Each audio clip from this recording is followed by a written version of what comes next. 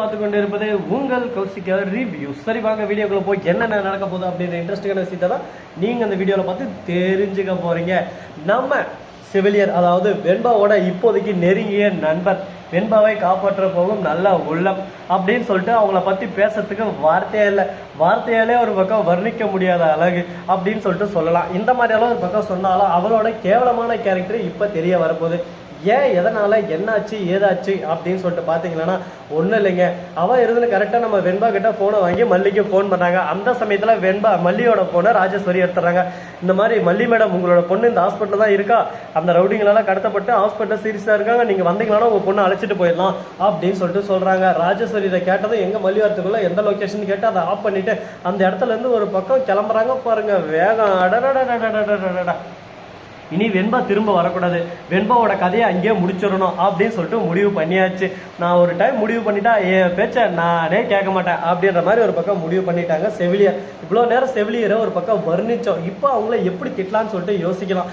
ஏன் இப்படி சொல்கிறேன் அப்படின்னு சொல்லிட்டு பார்த்தீங்கன்னா நம்ம ராஜேஸ்வரி போயிட்டு அந்த செவிலியர்கிட்ட பேச, செவிலியர் இருந்து என்னால் இந்த மாதிரியெல்லாம் துரோகம் பண்ண முடியாது, என் வேலைக்கு நான் உண்மையாக இருப்பேன், யாருக்கும் எந்த ஒரு கெடுதலும் பண்ண மாட்டேன், முக்கியமாக அந்த மாதிரி குழந்தைகளுக்கு எதிரான எதுவும் பண்ண மாட்டேன் அப்படின்னு சொல்லிட்டு சொல்ல, உனக்கும் ஒரு குழந்தை இருக்குது, உனக்கும் பணம் தேவை இருக்கும், இப்போ பார்த்தியா ஸ்கூல்லேருந்து ஃபீஸ் கட்டல உங்கள் குழந்தைய வீட்டுக்கு அனுப்பிச்சிட்டு இருக்காங்க, இதெல்லாம் உனக்கு எதுக்குமா, இந்தா பொடி 5 லட்சம் அழகாக வச்சுக்கிட்டு இந்த வெண்பா அந்த ரவுடிங்கிட்டே கொடுத்து அனுப்பிச்சிரு, அப்படி இல்லைன்னா அந்த டேப்லெட்டை கொடுத்துரு அப்படின்னு சொல்லிட்டு சொல்ல, இல்லை நான் அந்த ரவுடிங்கிட்டே ஒப்படைச்சிடறேன், இதுக்கு எனக்கு எந்த சம்மந்தம் இல்லாத மாதிரி நான் நைஸாக தப்பிச்சுக்கிறேன் அப்படின்னு சொல்லிட்டு செவிலியர் பேச ஆரம்பிக்கிறான். காசு வந்ததும் பார்த்தீங்களா ஒரே வார்த்தையில் வெண்பாவை ஒரேடியாக போட்டு தள்ளுற லெவலுக்கு வந்துட்டாங்க. யாரா இவ பெருரா கேட்டா தெரியும் அப்படின்ற மாதிரி தான் ஒரு பக்கம் போயின்னு இருக்கு. சரி, இந்த மாதிரியெல்லாம் ஒரு பக்கம் போயிட்டு இருந்தாலும் அதே சமயத்தில் மறுபக்கம் அந்த செவிலியரோட கேவலமான எண்ணத்தை பார்த்து நமக்கு ஒரு பக்கம் வெறுப்பாது.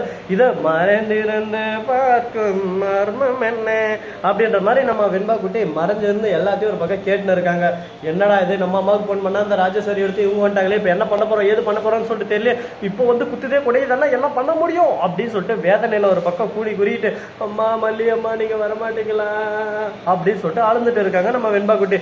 அந்த சமயம் தான் சூறாவளி கிட்ட கொஞ்சம் டைம் எடுத்துக்கும், ஆனால் இந்த நம்பர்லேருந்து புதுசாக கால் வந்துக்குதே அப்படின்னு சொல்லிட்டு அந்த நம்பர்லேருந்து ஆல்ரெடி நம்ம மல்லி வந்து நம்ம ஃபோனை யாரும் எடுக்கிறாங்கன்னு சொல்லிட்டு ஃபோன் எது வந்தாலும் ரெக்கார்ட் ஆகிற மாதிரி ஆப்ஷன் வச்சிருக்காங்க. அந்த ஆப்ஷனில் போய் பார்த்தா இந்த மாதிரி உங்கள் குழந்தை இங்கே தான் இருக்க வரீங்களா அப்படின்னு சொல்லிட்டு கேட்க, ஊனு ராஜேஸ்வரி எடுத்ததை பார்த்தா நெஞ்சை பிடிச்சிக்கிட்டு ஒரு பக்கம் மல்லி எதுவும் ஷாக் ஆகிட்டு அந்த இடத்துல வந்து தீபக் உடனே ஃபோன் பண்ணுறாங்க. தீபக் எங்கே இருக்கீங்க அப்படின்னு சொல்லிட்டு கேட்க உடனே இந்த மாதிரி SST ஹாஸ்பிட்டலில் தான் வெண்பா இருக்கா, அந்த ஹாஸ்பிட்டல் தான் அட்மிட் பண்ணிட்டு இருக்காங்க, எவ்வளோ சீக்கிரம் முடியுமோ போங்க, அது பக்கம் தான் நான் இருக்கேன் அப்படின்னு சொல்லிட்டு தீபக் ஒரு பக்கம் வேற மாதிரி ஒரு பக்கம் தரமான சம்பவத்தை செய்ய தயாராக அங்கே போகிறாங்க. அங்கே போனால் ராஜேஸ்வரி ஒரு பக்கம் அட்டை வந்துடுறா, தீபக்கை பார்த்துறாங்க, என்னடா இவங்க வந்திருக்கான், ஏதோ உள்குத்து தப்பா இருக்கே அந்த ரவுடி கிட்ட உடனே இன்ஃபார்ம் பண்ணலாம் அப்படின்னு சொல்லிட்டு ராஜேஸ்வரி குடு குடு குடு குடு குடு குடு குடு குடு ஓட ஆரம்பிக்கிறாங்க.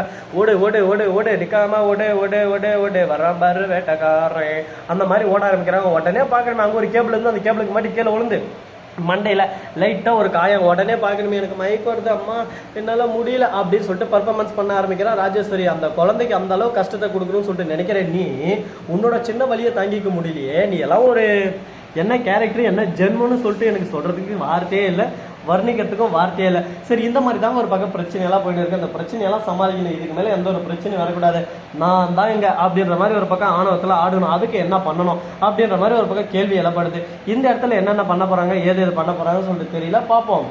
என்னதான் நடக்கட்டுமே அப்படின்ற மாதிரி ஒரு பக்கம் நம்ம ஃப்ளோவில் அப்படியே சும்மா மேலாக்கில் மிதந்துட்டு போயிடணும் அப்படின்னு சொல்லிட்டு சொல்லலாம். சரி, இந்த மாதிரி எல்லாம் ஒரு பக்கம் போயிட்டு இருந்தாலும் அதே சமயத்தில் மறுபக்கம் நம்ம தலைவன் கதிரேசன் இருக்காருல்ல, அவருக்கு இந்த விஷயம் தெரிய வந்து கதிரேசனும் ஒரு பக்கம் ராஜேஸ்வரி மேலே கொலை வெறியில் இருக்காரு. என் பேத்தி என்னோட மக புள்ள அவளை இந்த மாதிரி நிலைமைக்கு வர வைக்கிறதுக்கு உனக்கு என்ன திமிருந்து என்ன அதுக்கு நீ மல்லியை பழி வாங்கி என்ன வேணா பண்ண, அதை பற்றி எனக்கு கவலை இல்லை, ஆனால் என் பேத்தி கிடைச்சு அவன் கிடைக்காத மாதிரி பண்ண பார்த்துருக்கேன், உன்னை எப்படி நான் சும்மா விடுன்னு சொல்லி பார்க்கலாம். அந்த மல்லிகடா என் பேத்திக்கோசரம் உசுரை கொடுத்து காப்பாற்றணும்னு சொல்லிட்டு முடிவு எடுத்து ஒவ்வொரு தாவளையும் ரவுடியும் கிட்ட அடி வாங்கி குத்து வாங்கி கீழே விழுந்து மேலே விழுந்து அந்த இடத்துல இருந்து எழுது போய் வெண்பாவை காப்பாற்றிருக்கான் ஹாஸ்பிட்டலில். ஆனால் கேவலவாதியே உன்னை நான் சும்மா விட மாட்டேன் ராஜேஸ்வரி, இதோட உன்னோட அழிவு காலம் ஸ்டார்ட், ஆரம்பம், கவுண்ட் டவுன் அப்படின்னு சொல்லிட்டு சொல்கிறாங்க. இதை கேட்டது என்ன பேசுறது ஏது பேசுறதுன்னு சொல்லிட்டு தெரியாமல் அப்படியே ராஜேஸ்வரி ஒரு பக்கம் பிடிச்சி வச்ச சிலை மாதிரி அப்படியே சைலண்ட்டாக இருக்காங்க. ஒரு பக்கம் என்னதான் இருந்தாலும் நீ பிடிச்சி வச்ச சிலையாக இருந்தாலும் உன்னை கரைக்க போகிறது உறுதி அப்படின்னு சொல்லிட்டு நாம் ஒரு பக்கம் சொல்லிடலாம்.